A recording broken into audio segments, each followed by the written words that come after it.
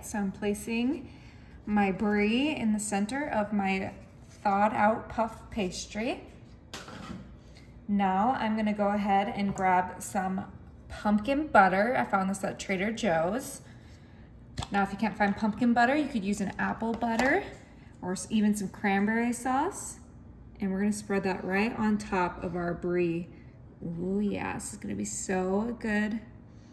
I'm gonna put a generous amount of pumpkin butter on there because this is gonna be a delicious flavor that complements that brie oh so nicely. I love doing this as like a Thanksgiving appetizer or even just, you know, if I'm having girlfriends over.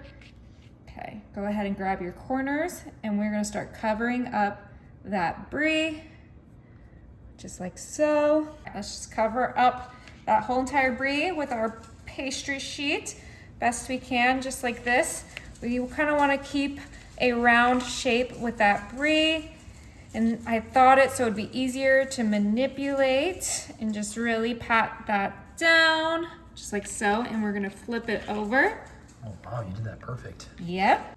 Now I'm gonna come in with my cooking twine and we're gonna cut a few pieces. All right, so I cut a few strings and we're gonna go ahead and put that right there in the center and flip that over.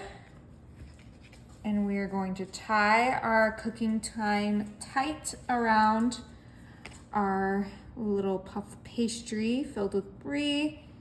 We don't need to, I don't know why I'm making a bow. I don't need to make a bow. We just need to make a knot. It's because it's like tying your shoes. And then just like that. Now I'm gonna grab 5 more strings and we're gonna do the same thing 5 more times. Okay, so when we flip that over, it should look like so. We want all the strings to meet in the middle like that. Now I'm gonna bring in my sheet pan, lay that right in the center of it. And I have here 1 egg and I'm just gonna go ahead and make a quick egg wash. This will just make that puff pastry nice and golden and flaky. I love doing an egg wash anytime I use puff pastry, whether it's sweet or savory. Let's go ahead and just brush that on there, just like so. All right, that looks ready for the oven. My oven is set to 350 and this is gonna cook for like 25 minutes. Oh my, look how adorable that is. All right.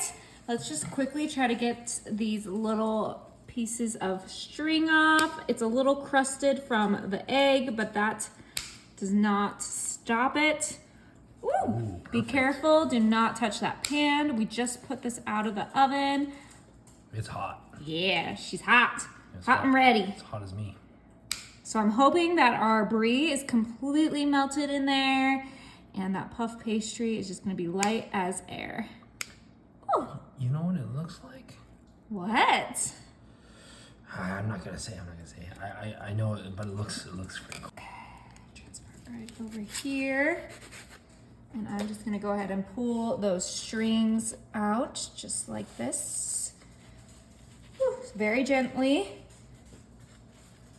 But it should just come right out. Like that.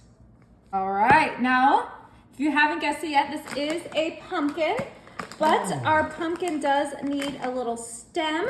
So I'm gonna grab one of these sourdough nibblers that I just had in my pantry, and we're gonna use that as our little stem right in the middle. Just like that. Look how cute she is, our little pumpkin brie in puff pastry. And do not forget we have that pumpkin butter in there, but come on. Like, that is just the cutest thing I've ever made. It looks pretty cute. All right, let's cut into it. And I'm just gonna cut right into those pumpkin seams. Exactly, Yeah. You knew exactly what I was gonna say. Oh, look at that brie ooze out.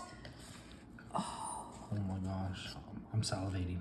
Oh, just make sure you cut through all of that puff pastry so you can get a good I smell pumpkin. slice. Oh,